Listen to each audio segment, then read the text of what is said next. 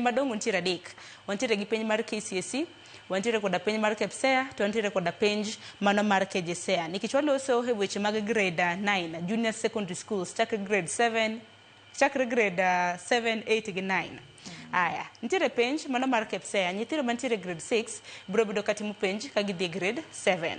Kopogore gi mano KJSEA, magi nyithindo mantiere grade 9, ma bende biro bedo katimo penj ka gisetimo, to koro terogi e senior school grade 10, ma bende gibiro bedo ka gidonjo Januar higa manyien, higa mar 2026. Transition ni kwa lose, aparo ni mwalimu Ada kachako kodi, janyuol dwaro ng'eni grading system ibro bede kitimo nade, nikech ng'eni penj ka nitimo ka ng'ato dhi e senior, nikech koro magi jok ma koro they are transitioning, koro giwuok junior gidhi e senior. Grading ibro bede kitimo nade, ang'eni career paths na giseyiero, janyuol ma ikinde ma koro nego bed ni winjo twak e yo makare. Erokamano Sharon, mana kaka wawacho mokwongo, mae dhi bedonwa mokwongo ne kata wan bende kaka jopuonj mapuonjo nyithindogi. Penj mabiro ni penj mokwongo mar grade 9.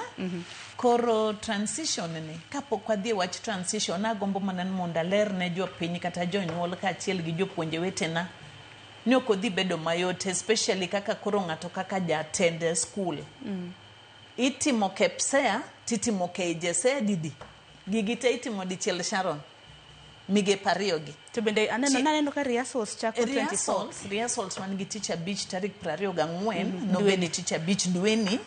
To ng'ato kaka an, maybe kaka japuonj maduong', seche midhi kawo penj cha, chone wang'e ni wakawo penj mar jo klas 8 ma kichopo timi mar odiochieng'ni. Sani Sharon, ikawo ma jo klas 6 koni, idwa kawo ma jo grade 9 koni. Tinja puonja di? Achiel. Kichopo kucha, timetable bendo pogore. Miyo jogi margi, miyo jogi margi. Mane omiyo wawacho ni ka ber, ka pinya, iwacho ni sirikal mantie kanyalo keto. Wabeda gi system mopogore. Different kabisa mopogore. Mago jo JSS gi makata kia kacha, ing'eni kata ka jopuonje bedo posted, ing'eni wuok e school tidhi e JSS direct. Okibede setup. Kata kelne gi jatende jopuonj manyien. Koro jo primary bede gi mare, jo JSS chakre grade 7 bede gi mare. Principal margi gi kila kitu margi gi run independently. Mane gimomiyo giwacho this thing magiluongo ni autonomy, mondo gibed independently. Gibed kigin. Iyudo kata ka games and sports, in gi jo primary ka, in gi jo SS. Emomiyo gibed kendgi to abed kendwa. Koro wadhi timo penj ko chakre tarik 24. Idhi kawo penj ni dichiel.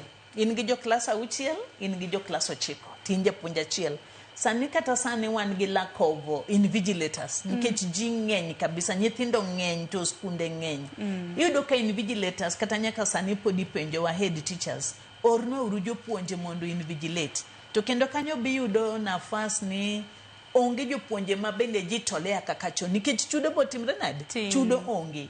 Japuonj dwa invigilate for 1 week, to msara michuli idhi yudo dwe mar 2 kata dwe mar 1 higa manyien. Penji tisetimo mosenon ma nyithindo gi osedhi okang' machielo. Koro kosebedo mayot ne kata jopuonje mondo wuogi ne adwaro invigilate, adwaro supervise. Mamano be wan gi rem maduong'. Nyithindo ng'eny e workload mwawacho cha, population. Nyithindo ng'eny to onge jopuonje moromo mondo timre nade okonywa kata mani invigilation. Koro ka duoge transition mi wacho na chan waseyiero pathways the other time mane wan ka.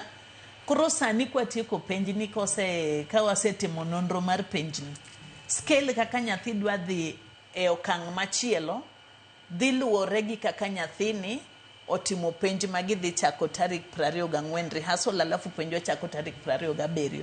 Nyathi ka nyathi kachiel gi janyuol gi wan jopuonj ni waseromo mwabet mwayiero pathways.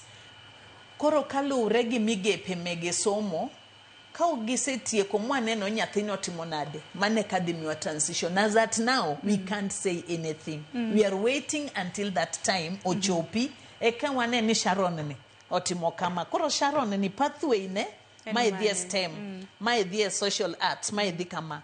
As at now,